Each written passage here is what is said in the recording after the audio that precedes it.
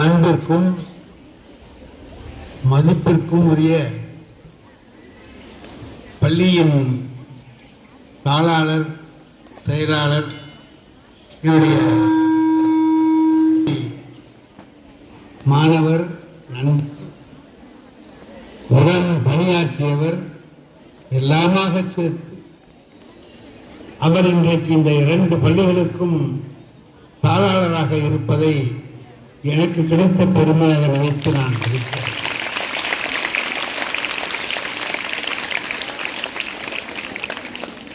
ஏனென்றால் அவர் அவ்வளவு நல்லவர். நான் 30 வருஷத்துக்கு மேல இங்கே வேலை பார்த்துருக்கேன். 30,000 ரூபாய் முதல் பரிசு கொடுக்கறத நான் இப்பதான் பார்க்கிறேன். அதற்கு நாம யாருக்காவது நன்றி சொல்லணும்னு சொன்னா எங்க தாளாளருக்கு தான் சொல்லணும். அதுக்கு ஏற்பாடுகள் எல்லாம் செய்து நம்முடைய பள்ளியில் மேலாண்மை செய்பவர்களிடத்திலிருந்து சொல்லி அதை வாங்கி முதல் பரிசு 500க்கு இப்போ நான் பார்த்தேன் 492 முதல் மார்க். அதெல்லாம் ரொம்ப கஷ்டம். ரொம்ப கவனமாக படிச்சிருக்காங்க, பாடம் நடத்துகிற போது கவனமாக கேட்டிருக்காங்க. அந்த பிள்ளைகளை எல்லாம் வாழ்த்துக்கிறேன். அவர்களெல்லாம்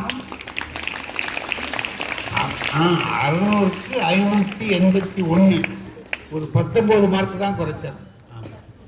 திருத்திரவர் அதை கொஞ்சம் கவனித்து போட்டுருந்தா அந்த 19 வந்திருக்கும்.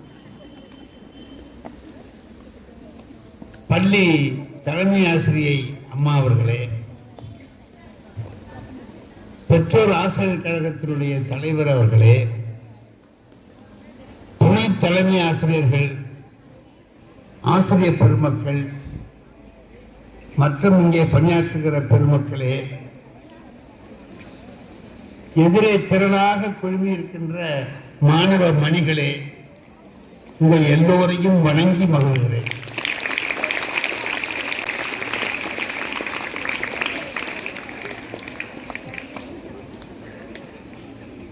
இப்போ எனக்கு எப்படி இருக்குன்னு கேட்டிங்கன்னா, எங்கள் வீட்டிலேயே உட்காந்து நான் பேசிட்டு இருக்கிற மாதிரி இருக்கு. ஏன்னா இது எங்கள் பள்ளிக்கூடம், இது எங்கள் பள்ளிக்கூடம். பாசோ ஆண்கள் மேல்நிலை பள்ளியில் நான் பணியாற்றினேன். இதுவும் சகோதர பள்ளிகள். இங்கே நீங்கள் எல்லாரும் எப்பொழுதுமே நாங்கள் உங்ககிட்ட தோற்று போகிறவங்க தான். ஆனால் வருஷம் நாங்கள் போட்டி போடுவோம். எப்படியும் உங்களை முந்திடணும்னு நினைப்போம். ஆனால் ஒரு காலமும் முந்தினது கிடையாது.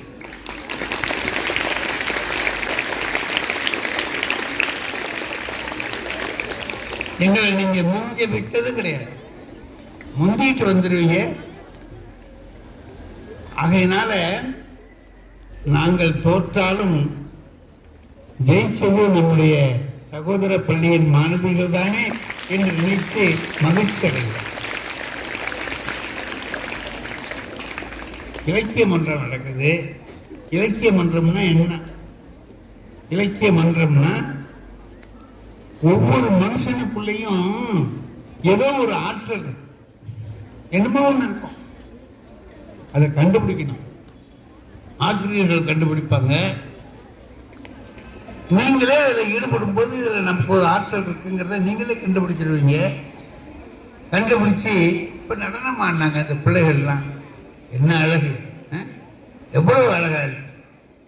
அவங்களையெல்லாம் எவ்வளவு பாராட்டினாலும் தகும்.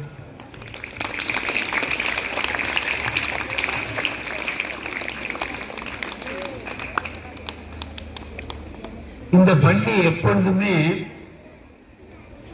சிறந்த மாணவிகளை உருவாக்கி கொண்டே இருக்கிற பள்ளி.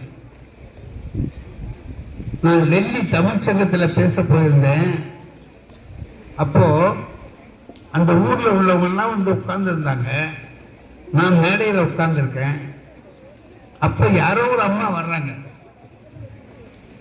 அவங்க யாருன்னு எனக்கு தெரியாது. அவங்க வந்த உடனே உட்கார்ந்து இருக்கிற அத்தனை பேரும் எழுந்து நிற்கிறாங்க. அப்ப அவ்வளவு பேருடைய மரியாதைக்கு உரியவங்களா இருக்காங்க அந்த அம்மா. யாரோ தெரியலன்னு நானும் எழுந்து நின்றுட்டேன். அந்த அம்மா வந்து என்ன பண்ணாங்க தெரியுமா? என் காலை தொட்டு கும்பிட்டாங்க.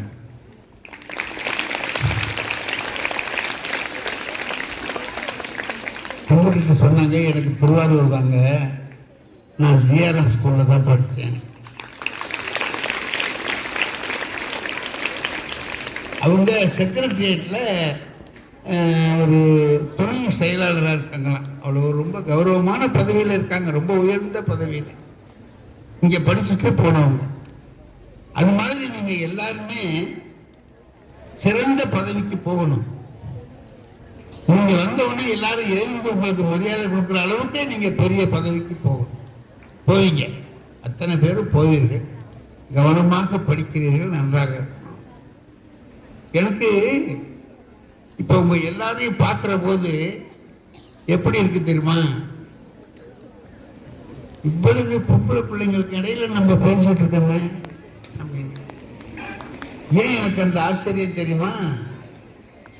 நான் 10வது 11வது படிக்கிற காலத்தில் என் கிளாஸ்ல 2 பொம்பளை பிள்ளைங்க தான் படித்தாங்க. அது ஒரே ஸ்கூல் தான், நாகூர்ல ஒரே ஹை ஸ்கூல் தான், வேற ஸ்கூல் கிடையாது. அங்கே 50,000 பேர் இருக்காங்க அந்த ஊர்ல. அதுல 10வதுக்கு படிக்கிறதுக்கு வந்த பெண்கள் 2 பேர் தான். பாக்கி எல்லாம் 4வது 5வதுக்குள்ளேயே திரும்பி வீட்டுக்கு போயிடுதுங்க. அதுக்கு மேல படிக்க வைக்கல. அப்ப இருந்த பெற்றோர்களுக்கு அதுக்கு மேல படிக்க வைக்கணுங்கிற எண்ணமும் இல்லை. இப்ப பாக்குறேன், இதே நாகூர்ல இப்ப போய் பாக்குறேன், பொம்பளை பிள்ளைங்களுக்குன்னு தனியா ஹைஸ்கூல், தனியா ஹைஸ்கூல் இருக்கு. அதுல ஆயிரக்கணக்கான பிள்ளைகள் படிக்கிறாங்க. இதெல்லாம் நாட்டில் ஏற்பட்டிருக்கக்கூடிய ஒரு மாற்றம், பெரிய மாற்றம். பொம்பளை பிள்ளைங்க படிக்கிறதுங்கிறது எப்பவுமே உள்ளது இல்லை. உங்களுக்கெல்லாம் தெரியாது. பொம்பளைக்கு படிப்பு வேண்டாம்னு சொன்னாங்க. அடுப்பு பெண்களுக்கு படிப்பு எதற்கு? வீட்டில் உட்காந்துக்கிட்டு அடுப்பை ஓடிக்கிட்டே இருக்க வேண்டியதானே, சமைக்க வேண்டியது, சாப்பாடு போட வேண்டியது, குழந்தை குட்டிகளோட வாழணும், இதானே அவங்களுடைய வேலை. அதை விட்டுட்டு எதுக்கு படிக்கணும் அப்படின்லாம் நினைச்சாங்க. ஆனா நம்முடைய நாட்டில், நம்முடைய தமிழ்நாட்டில் மட்டும் இல்லை, மராட்டியத்தில் சாவித்திரிபாய் பூலேன்னு ஒரு அம்மா, அவங்க பொம்பளைங்க படிக்கணும்னு சொன்னாங்க. பொம்பளை பிள்ளைகள்லாம் படிக்கணும்னு சொன்னாங்க. அவங்க பல இந்த தாழ்த்தப்பட்ட ஜாதி பெண்கள் குழந்தைகள் எல்லாரையும் 2 பேரை 10 பேரை அழைச்சிட்டு போய் வச்சு ஒரு இடத்துல ஒரு வீட்டு திண்ணையில் பாடம் சொல்லி கொடுக்குறாங்க. அப்ப அந்த அம்மாவுக்கு என்ன நடந்தது தெரியுமா? அந்த ஊரில் உள்ளவங்கெல்லாம் அந்த அம்மா மேல சாணியை எடுத்து அடிச்சாங்க. நீ எதுக்கு ரொம்ப பிள்ளைகளுக்கு பாடங்கள் கொடுக்குறேன் அப்படின்ட்டு அடிச்சாங்க. மலத்தை வாரி இறைச்சாங்க. அந்த அம்மா என்ன செய்வாங்களாம், கையில ஒரு பையில இன்னொரு புடவை எடுத்துட்டு போவாங்களாம். இதை அடிப்பாங்கன்னு தெரியும். அவங்க அடிச்சா அடிக்கிட்டோம், எப்படி நான் பொம்பளை பிள்ளைங்க படிக்க வைப்பேன்னு சொல்லி படிக்க வச்சு அவங்களையெல்லாம் உயர்நிலைக்கு கொண்டு வந்து அதுக்காக பாடுபட்டவங்க ஏராளமான பேர். அதனுடைய விளைவு தான் இப்ப நீங்க இவ்வளவு பேர் படிக்கிறது. அவங்க எல்லாம் பட்ட பாடு. அவங்க நல்லா படிக்கணும். பொம்பளை பிள்ளைங்க எல்லாம் படிக்கணும். சமுதாயத்துல பாதியா இருக்கிற அவங்களை விட்டு படிக்க வைக்காம இருக்கிறதுல என்ன அர்த்தம் என்று சொல்லி படிக்க வைத்தார்கள். அதுலேயும் தமிழ்நாட்டில் ரொம்ப அதிகமாக அந்த பெண் கல்விக்காக பாடுபட்டவர்கள் உண்டு. உங்களுக்கு ஒரே ஒரு விஷயம் சொல்றேன், கேட்டுங்க. டாக்டர் முத்துலட்சுமி ரெட்டின்னு ஒரு அம்மா, டாக்டர் முத்துலட்சுமி ரெட்டி, அவங்க தான் இந்தியாவிலேயே முதல் லேடி டாக்டர். அதுக்கு வந்து லேடி டாக்டரே கிடையாது. இந்தியாவிலேயே முதல் லேடி டாக்டர் அந்த அம்மா தான். புதுக்கோட்டைக்காரங்க, புதுக்கோட்டையை சேர்ந்தவங்க. எலிமெண்ட்ரி ஸ்கூல்ல, ஹைஸ்கூல்ல எல்லாம் அவங்க படிக்க போகும்போது தெருவில் உள்ளவங்களாம் நீ பொம்பளை பிள்ளை ஏன் படிக்க போறேன்னு நிறுத்தி அதையெல்லாம் மீறி படிச்சு டாக்டர் பரீட்சை எழுதுற போது அவங்க எப்படி எழுதுன்னு எழுதுறாங்க. நீ ஆண்களோட சேர்ந்து உட்கார்ந்து எழுதக்கூடாது அப்படின்னு சொல்லிட்டு ஒரு திரை போட்டு இந்தாண்ட உட்கார வச்சு அவங்கள மட்டும் உட்கார வச்சு பரீட்சை எழுத வச்சாங்க. எது செய்தாலும் சரி நான் படிச்சே தீருவேன் அப்படின்னு படித்து டாக்டர் ஆகி கடைசியில் லண்டனுக்கெல்லாம் போய் அந்த அம்மா பெரிய ஆராய்ச்சிகளை எல்லாம் செய்து விட்டு வந்தார்கள். அவ்வளவு பெரிய பாடுபட்டு படிக்க வச்சாங்க அவங்களை எல்லாம். ஆகையினால நீ படிக்கிற போது நீங்க எல்லாருமே நன்றாக அதை கவனத்தில் கொண்டு நம்முடைய வாழ்க்கையில முன்னேறணுங்கிற எண்ணத்தோட அடிமைகளாக இருக்கப்படாது. பட்டங்கள் ஆள்வதும் சட்டங்கள் செய்வதும் பாரினில் பெண்கள் நடத்த வந்தோம். எட்டும் அறிவினில் ஆணுக்கு பெண் இங்கே இளைப்பிள்ளை தான் என்று கொன்மையடி பாரதி சொல்ற. ஆணும் பெண்ணும் சமம்தான். ஏன் அவங்களுக்கு படிக்கணும் இந்த படிக்க கூடாதுன்னு சொல்றீங்க? எல்லாரும் படிக்கணும் என்று சொல்லி படிக்க வைத்தாங்க. அதனால இந்த இத்தனை பேருக்கும் ஒரு தனியா ஒரு பள்ளிக்கூடத்தை ஆரம்பிச்சு அதுல நீங்க எல்லாரும் படிக்கிறீங்கிறது நான் போராடி பெற்ற ஒண்ணு. அதுல நீங்க படிக்கிறது படிச்சு நிறைய மதிப்பெண் வாங்குறது தான் அந்த போராட்டத்துக்கு நன்றி செலுத்துவதா. நீங்க அத்தனை பேரும் நன்றாக படித்து முன்னேறி உங்கள் குடும்பத்துக்கு மட்டுமில்லை இந்த நாட்டுக்கே உங்களால பெரிய பெருமை கிடைக்கும். இந்த பள்ளிக்கூடத்துக்கு தனி பெருமை கிடைக்கும்.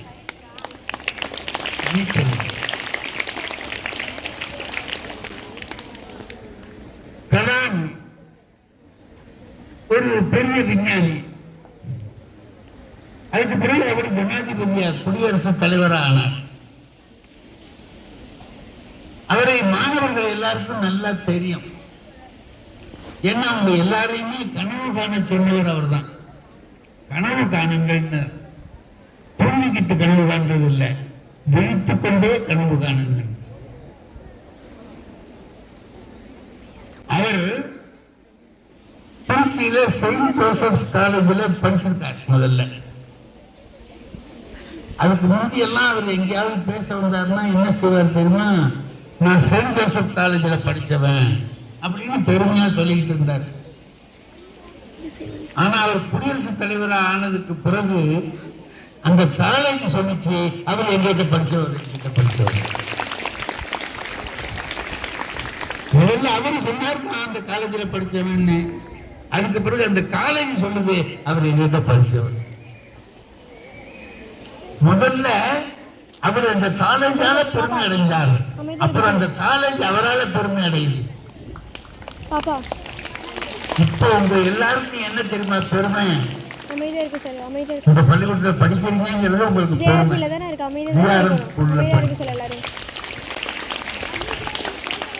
நீங்க ஒரு மிகப்பெரிய பதவியில வந்துடுறீங்க. எல்லாரும் போற்றும்படியான பெரிய பதவியில உயர்ந்த லட்சியத்தோடு போராடி படித்து மேல வந்துடுறீங்க. இப்போ ஒரு போலீஸ் வேலைக்கு போறீங்க, ஐஜி ஆயிடுறீங்கன்னு நீங்க. அப்ப இந்த ஸ்கூல் என்ன சொல்ல தெரியுமா? அவங்க எங்கிட்ட படிச்சவங்க, அவங்க எங்கிட்ட படிச்சவங்க. அதனால நீங்க எல்லாருமே என்ன நினைக்கணும் அப்படின்னு கேட்டீங்கன்னா, இப்போது நான் இந்த பள்ளிக்கூடத்தால் பெருமை அடைகிறேன், பிறகு என்னால் இந்த பள்ளிக்கூடம் பெருமை அடையும் என்று சொல்லுகிற அளவிற்கு நீங்கள் எல்லாரும் நல்லா மாணவர்களாகிய உங்களுக்கு என்ன பெரிய அறிவுரைகள் எல்லாம் சொல்ல வேண்டியதில்லை, உங்களுக்கே நல்லா தெரியும். ஏன்னா எங்களை விட நீங்க பல விஷயங்கள் அதிகமா தெரிஞ்சு வச்சிருக்கீங்க. அதுக்கு உங்களுக்கு வசதி எல்லாம் இருக்கு. அதுக்கு வந்து அப்படி இல்லை. ஆச்சார் சொல்லுறதுதான் அறிவு. இப்ப அப்படி இல்லை. மாணவர்கள் பல விஷயங்களை வெளியில இருந்து தெரிஞ்சுக்கிறதுக்கு வாய்ப்பு இருக்கு. அதை நல்ல விதத்தில் பயன்படுத்தணும், அவ்வளவுதான். தவறாக பயன்படுத்தாமல் நல்ல விதத்தில் பயன்படுத்தி நம்முடைய வாழ்க்கையை ஒரு புஸ்தகத்தை தேடி படிச்சு கண்டுபிடிக்க வேண்டிய விஷயத்த இந்த வலைத்தளத்துல நெட்ல போய் தட்டினா உடனே கைக்கு கிடைக்கும். எவ்வளவு பெரிய சௌரியம் கிடைக்குது. திருக்குறள்ல இந்த பாட்டு எனக்கு தெரியல, அதோட அர்த்தமா என்னன்னு ஞாபகம் இல்லை அப்படின்னு நான் நினைச்சேன்னா உடனே அதை எடுத்து வச்சு திருக்குறளை கொண்டாந்து வச்சு அந்த குறளை பார்த்துடலாம். புத்தகத்தை தேடிக்கிட்டு போக வேண்டியது இல்லை. இந்த வசதி எல்லாம் கிடைச்சிருக்கு. ஆனா அதுல வேலை சில கெடுதல்கள் இருக்கு.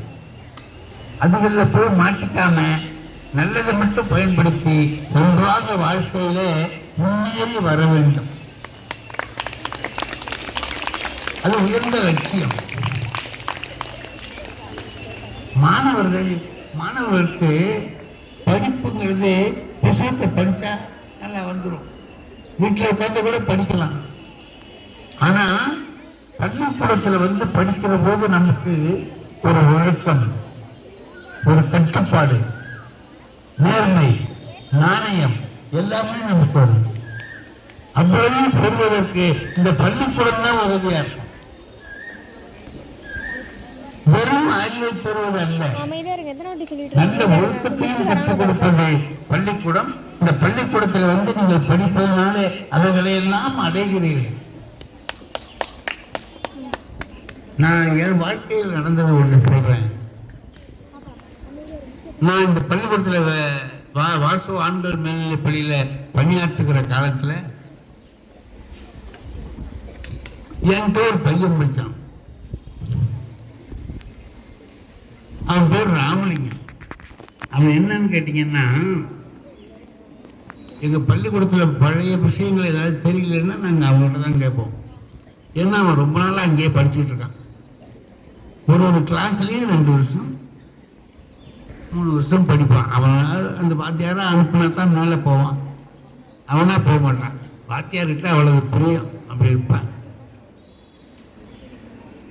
அவன் என் கிளாஸுக்கு வந்தான். என்னடா இங்கே வந்துட்டிய அப்படின்னு. சரி, இன்னும் பரீட்சை வந்தது.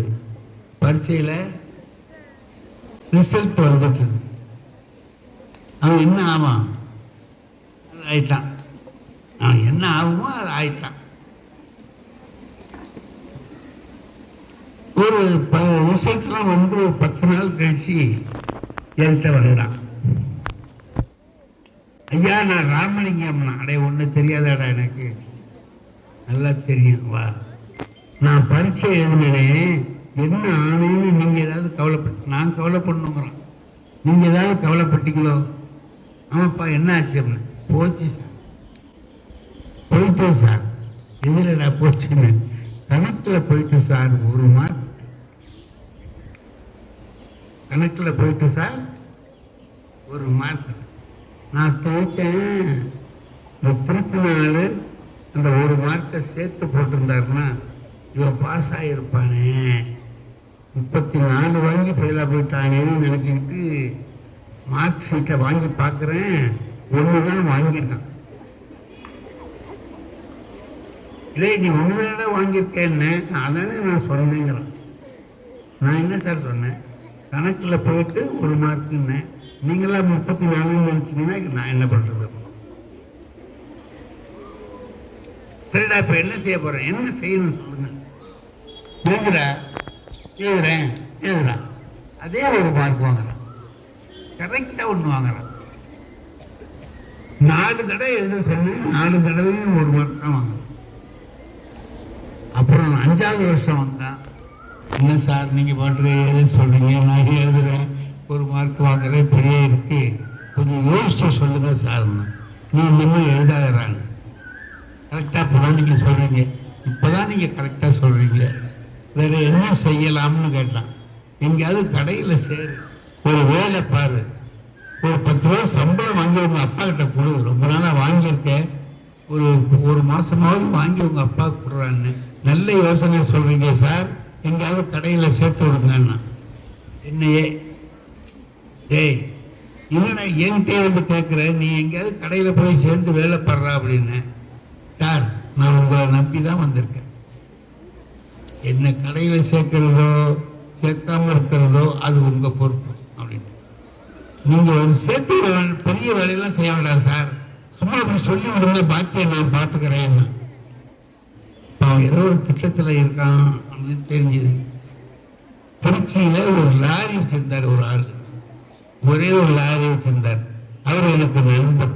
அவர்கிட்ட சொல்லி, ராமலிங்கம்னு ஒரு பையன் இருக்கான், எங்கேயாவது வேலையில சேர்க்க சொன்னான், நீ சேர்த்துக்க ஐயா. என்ன சார், நான் என்ன சார் வேலை கொடுப்பேன், நான் ஒரே ஒரு லாரி வச்சிருக்கேன், ஏதாவது கூடிய கிளீனர் வேலைக்கு வருவானா சார்? வருவான், போடான்னு அவனை அனுப்புனேன். போனான். அப்போ ஒரு 7-8 வருஷம் எனக்கு ராமாயணத்தை பற்றி எந்த செய்தியும் தெரியல. திருச்சியிலேருந்து வந்தவர் ஒருத்தர் சொன்னாரு, இந்த ராமலிங்கம்னு ஒரு பையன் உங்கள்கிட்ட படிச்சவனான்னு கேட்டார். ஆமா, அவன் இப்ப எப்படி இருக்கான்னு உங்களுக்கு தெரியுமான்னு கேட்டார். தெரியாது. என்ன 10 லாரி சொந்தமா வச்சிருக்கான் சார்.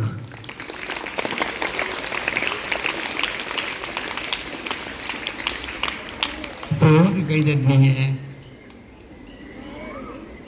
10 லாரி வாங்கிட்டானேங்கிறதுக்காகவா?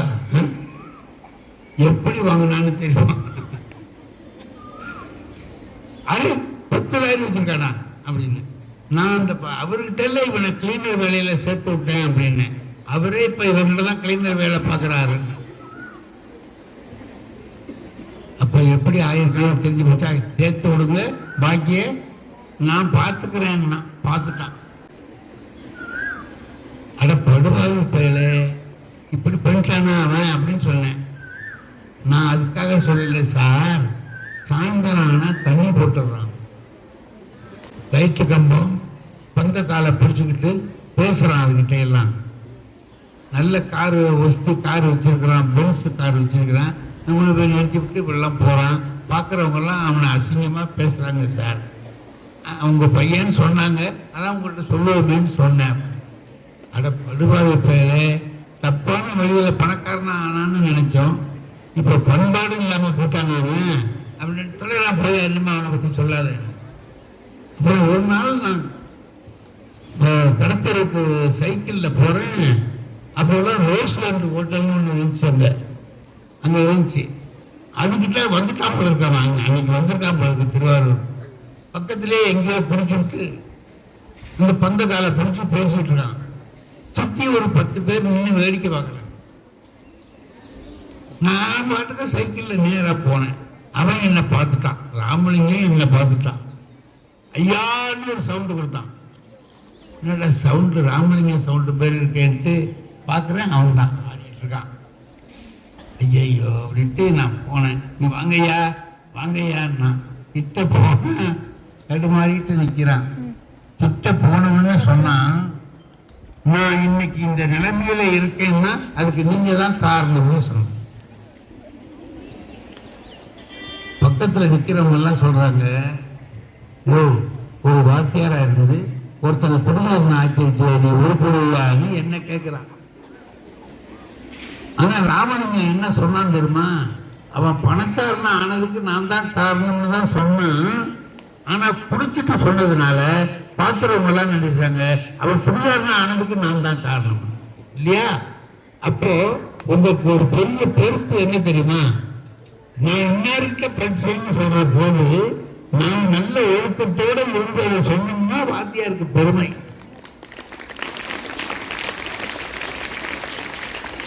நாம சரியா இல்லாம இன்னார்கிட்ட படிச்சோம்னா அது வாத்தியாருக்கு பெருமை. அதனால நாம எல்லாருமே நம்ம தலையில ஒரு பொறுப்பு இருக்கு. இன்னார்தான் நான் படிச்சேன்னு சொல்லலாம், சொல்லுப்போ நாம நல்லா இருந்தோம்னா அது அவருக்கு பெருமையாயிரும்.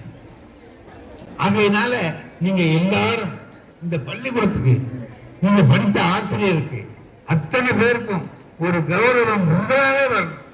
பரவாயில்லையே, நல்ல இப்ப 500க்கு 492 மார்க்கா 92 மார்க் வாங்கியிருக்குது இந்த பிள்ளை.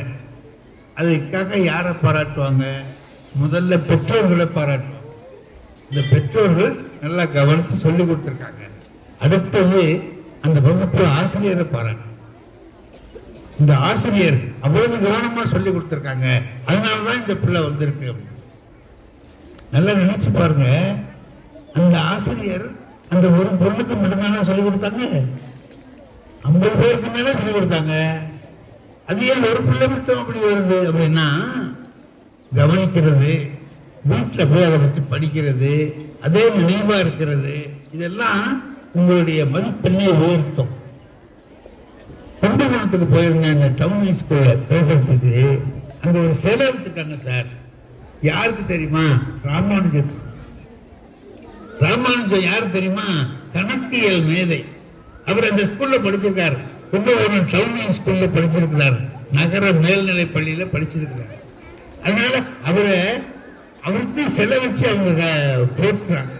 அவர் படிக்கிற போது கணக்கு வாத்தியார் சொன்னாராம், எந்த எண்ணா இருந்தாலும் அதே எண்ணால் வகுத்தால் விடை 1 வரும். 48 வகுத்தா விடை 1 தான் வரும் அப்படின்னு சொல்லி சொன்னாராம்.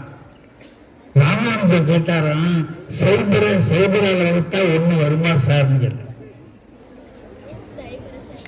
அப்ப அவருக்கு அந்த ஆசிரியரை விட அதிக கணக்குல ஆர்வம் இருந்திருக்கு. கணக்கு நல்லா தெரிஞ்சு வச்சிருந்திருக்கிறார். அதனால்தான் இன்றைக்கு கூட அவர் தயாரித்து வைத்த சில தேற்றங்களுக்கு விடை தெரியாமல் தவிக்கிறார்கள். உலகத்தில் உள்ள அத்தனை பேரும் தவிக்கிறார்கள். அப்படி வச்சவர் ராமானுஜம். அந்த ராமானுஜம் படிச்சாருங்கிற அந்த பள்ளிக்கூடம் அவரது பெருமையோடு சொல்லிக் கொடுக்குது. நீங்க உங்களால் இந்த பள்ளிக்கு ஒரு பெரிய பெருமை கிடைக்க வேண்டும். அதற்கேற்றவாறு நீங்கள் படிக்கணும். மாணவர்கள்லாம் எப்படி இருப்பாங்க? என்கிட்ட ஒரு பையன் படிச்சான். நான் 6வது 7வதுல கொஞ்ச நாள் எலிமெண்டரி ஸ்கூல்ல வேலை பார்த்தேன். அப்போ சயின்ஸ் பாடம் அதுல இருக்கும். அதுல ஒரு பாடம் பாருங்க, ஒரு மாங்காய் இருக்கு, அது புளிப்பா இருக்கு, பெருசா. ஒரு மாங்காய் பெருசா இருக்கு, புளிப்பா இருக்கு. இன்னொரு மாங்காய் சின்னதா இருக்கு, இனிப்பா இருக்கு. ஒட்டுன்னு பாடம். அந்த பாடத்துக்கு பேர் ஒட்டு. இந்த கிளையையும் அந்த கிளையையும் ஒட்டினால் பெருசா இனிப்பா மாங்காய் கிடைக்கும் அப்படின்னு அந்த புத்தகத்துல இருக்கு. எனக்கு அதுக்கு மேல தெரியாது. ஏன்னா நான் சயின்ஸ் படிச்சவன் இல்லை. ஆனா சயின்ஸ் பாடத்தை நடத்துறேன். நான் சொன்னேன், இந்த மாதிரி புத்தகத்துல உள்ளதுதான் நான் சொல்லுவேன். சின்னதா இருக்கு, இனிப்பா இருக்கு, பெருசா இருக்கு, புளிப்பா இருக்கு. இது ரெண்டையும் ஒட்டுனா பெருசா இனிப்பா வரும் அப்படின்னு சொன்னேன். ஏன் சார் அப்படி வரும்? ஷாகுல் அமீன் அந்த பையனுக்கு பேர் நாகூர்ல. அவன் கேட்டான், சார் அது ஏன் சார் அப்படி வரும்? இல்லடா, இந்த சின்ன மாங்காவில் இனிப்புங்கிற குணம் இருக்கிறதுல இனிப்பு இருக்கு. பெரிய மாங்காவில் பெருசா போற குணம் இருக்கு. ரெண்டையும் சேர்க்கும் போது பெருசா இனிப்பா வரும் அப்படின்னு சொன்னேன். அதுக்கு அவன் கேட்டான், அதுக்கு சின்னதா போற குணம் இருக்கு, அதுக்கு புளிப்பா போற குணம் இருக்கு. அது ரெண்டும் சேர்ந்து சின்னதா புளிப்பா குணம் என்ன பண்ணுவீங்கன்னு கேட்டான்.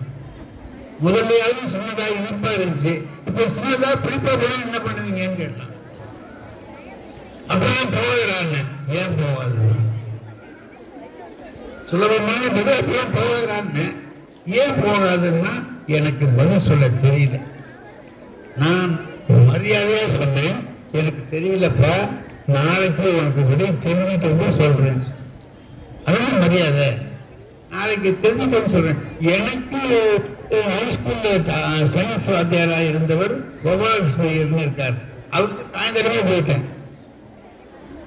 சார் இந்த மாதிரி பாடம் இருக்கு சார், நான் நடத்தினேன். சின்னதா பெருப்பா போனா என்ன பண்ணுவீங்கன்னு அவன் கேட்கிறான் சார். அப்படிலாம் போவாதுறாங்க. அது நான் சொல்லிட்டேன், போவாதுறான்ட்டேன். ஏன் போவாதுன்னு அவன் கேட்கிறான். அதை தெரிஞ்சுக்கிறதுக்காக தான் நான் உங்ககிட்ட வந்தேன். அப்படியா, ஏவா உட்கார் அப்படின்னு எனக்கு அவர் சொன்னார். ஒரு தாவரம்னா அதுக்கும் பல குணம் உண்டுடா. மனுஷனுக்கு எப்படி பல குணம் இருக்கோ அதுபோல தாவரத்துக்கும் பல குணம் உண்டு. அதுல சாதாரணமான குணம், வீரியம் மிக்க குணமும் இருக்கு. சாதாரணமா இருக்கு, ஆற்றல் நிறைந்தது ஒண்ணு இருக்கு. இப்ப ஒரு மனுஷன் இருக்கான். இப்ப எனக்கு பேச தெரியும், எழுத தெரியும், எல்லாம் தெரியும். ஆனா ஒன்னே ஒண்ணு அதிகம், எது பேச தெரியுங்கிறது தானே. 4 குணம் இருக்கும், 4லயே ஒண்ணு ரொம்ப உயர்ந்த குணமா வீரியம் மிக்கதா இருக்கும். அப்படி பார்க்கிற போது எவ்வளவோ மாங்காய், சின்ன மாங்காய் இருக்கு, ஆனா இது ஒண்ணுதான் இனிப்பா இருக்கு. அதனால இதனுடைய சிறப்பு குணம் வீரியம் மிக்க குணம், இனிப்பு. அதே போல அந்த மாங்காய், எவ்வளவுதான் மாங்காய் இருக்கு, இவ்வளவு பெருசா வேற மாங்காய் இல்லை. அதுகிட்ட இருக்கக்கூடிய உயர்ந்த குணம் வீரியம் மிக்க குணம். நான் புரியாம கொஞ்சம் தவிர்த்தேன். அவர் சொன்னாரு, டேய் 2 மிலிட்ரி சண்டை போடுது, இந்தியாவோட மிலிட்ரியும் பாகிஸ்தானோட மிலிட்ரியும், 2 படைகள் 2 சண்டை போடுது. இப்போ சமாதானம் ஆகுறாங்க. எப்படி ஆவாங்க? யாரும் கை கொடுத்துக்குவான்னு கேட்டேன். இந்த கேப்டனும் அந்த கேப்டன் தானே கை கொடுத்துக்குவான். அங்க உள்ள சமயக்காரனும் இங்க உள்ள சமயக்காரனுமா கை கொடுத்துக்குவான். அது இதுல இருக்கக்கூடிய உயர்ந்த குணம், இதுல இனிப்பு, அதுல பெரிதா போற குணம், அது 2ம் தான் சேரும். மற்றதை எல்லாம் தள்ளிட்டு அதுதான் வந்து சேரும்னு எனக்கு சொல்லி கொடுத்தார். மறுநாள் நான் போய் வகுப்புல எல்லாருக்கும் இதை வச்சு சொன்னேன். சாகுபடி சொன்னா இப்ப சரி சார், இப்ப சரி. இப்போ எனக்கே ஒரு விஷயத்தை தெரிய வச்சவன் யாரு தெரியுமா? என் மாணவன். நானே அதை தெரிஞ்சுக்கிறதுக்கு யாரு காரணம்? அந்த மாணவன் காரணம். அப்படி இருந்து எனக்கே ஒரு விஷயத்தை கற்பித்தான். இப்ப சிங்கப்பூர் போயிருந்த போது அவன் வந்து என்ன பார்த்தான் சார். அவன் பெரிய வியாபாரியா இருக்கான் சார். நான் சாகுலை மீது, எந்த சாகுலை மீது அப்படின்னு சார், இந்த ஒட்டுன்னா ரைட்டா, மறக்கவே முடியாத மாணவனா அவன். ஆனா அது மாதிரி மாணவர்களிலே நம்மையே வழி நடத்தக்கூடிய மாணவர்கள் எல்லாம் இருப்பார். உங்க வாழ்க்கையில நகைச்சுவையா சொல்லுவாங்க அப்படின்னு சொன்னாங்க. நகைச்சுவையா பேசுவாரு சாரு அப்படின்னு சொன்னார். நகைச்சுவையா பேசுறது எதுக்கு தெரியுமா? நகைச்சுவையா பேசுறது எதுக்கு தெரியுமா? நீங்களே மற்றவங்ககிட்ட பேசுற போது ஒரு செய்தியா சொல்றதை விட அதை நகைச்சுவையா சொன்னீங்கன்னா நல்லா கேட்பாங்க, விரும்பி கேட்பாங்க. கடுமையா சொன்னா, அதாவது ரசிக்கணும், முதல்ல ரசிக்கணும், அப்புறம் நம்மளுக்கே பேச வந்துடும். என்.எஸ். கிருஷ்ணன் அந்த காலத்துல ஒரு பெரிய நகைச்சுவை நடிகர் இருந்தார். இப்ப அவரு எல்லா விஷயத்தையும் நகைச்சுவையா சொல்வார். ஒரு நாள் இந்த கிணத்து மேடையில கிணத்து செவுத்துல அவர் மனைவி T.M. மதுரம் உட்கார்ந்துருக்காங்க. என்.எஸ். கிருஷ்ணன் துணி துவைக்கிற கல்லுல உட்கார்ந்துருக்காரு. இப்ப அந்த மதுரம் கேட்கறாங்க, ஏங்க தோஷம்னு சொல்றாங்க, சந்தோஷம்னு சொல்றாங்க, தோஷத்துக்கும் சந்தோஷத்துக்கும் என்னங்க வித்தியாசம்னு மனைவி கணவன்கிட்ட கேட்க. அதுக்கு அவர் சொல்றாரு, என்.எஸ். கிருஷ்ணன் சொல்றாரு, இந்த பாரு, இப்ப நீ கிணத்து மேல உட்கார்ந்துருக்கீங்க, உன்னை கிணத்துல தள்ளி விட்டேன்னு வை, அது தோஷம். நீயாவே விழுந்துட்டீங்கன்னா சந்தோஷம்.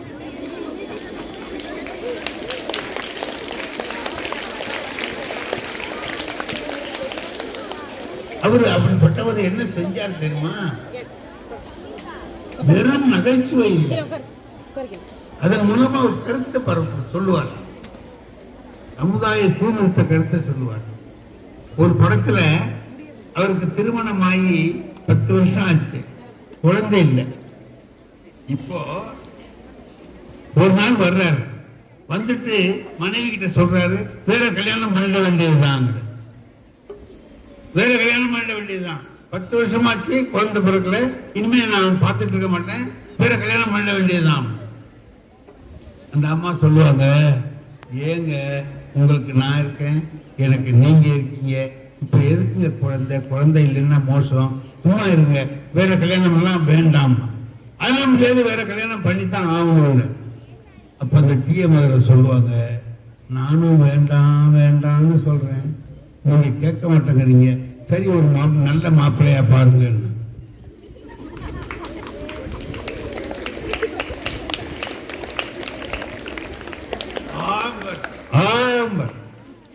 குழந்தை பொருட்களைன்னா இதுக்கு பெண் தான் காரணம்னு என்ன இருக்கு, ஆணும் காரணமா இருப்பான்ல.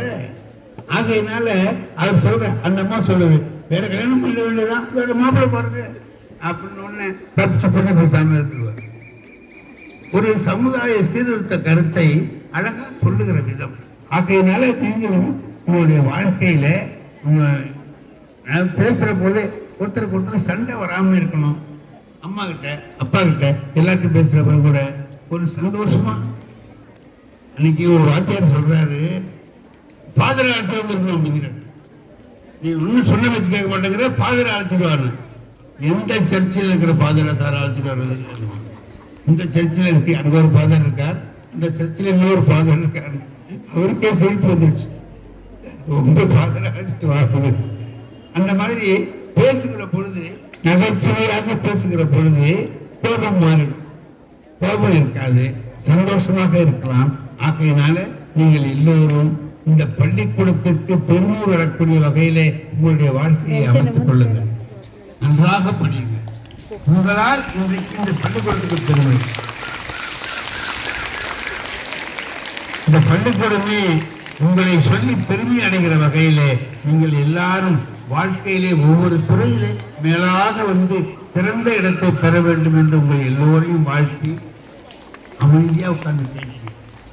நீங்க இப்ப 2000 பிள்ளைங்க இருக்கீங்க சார், 3000 பிள்ளைங்க இருக்கீங்க. இந்த மாதிரிலாம் பேச மாட்டேன், பேச விட மாட்டேன்.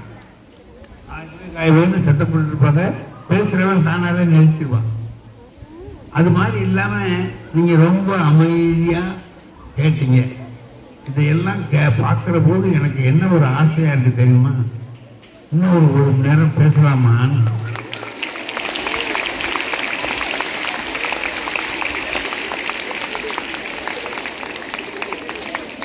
ஆனா அப்படிலாம் பேச மாட்டேன். ஏன் தெரியுமா, அமெரிக்காவில் ஒருத்தன் காலையில 10 மணிக்கு பேச ஆரம்பிச்சான், மத்தியானம் 1 மணி வரைக்கும் பேசினான்.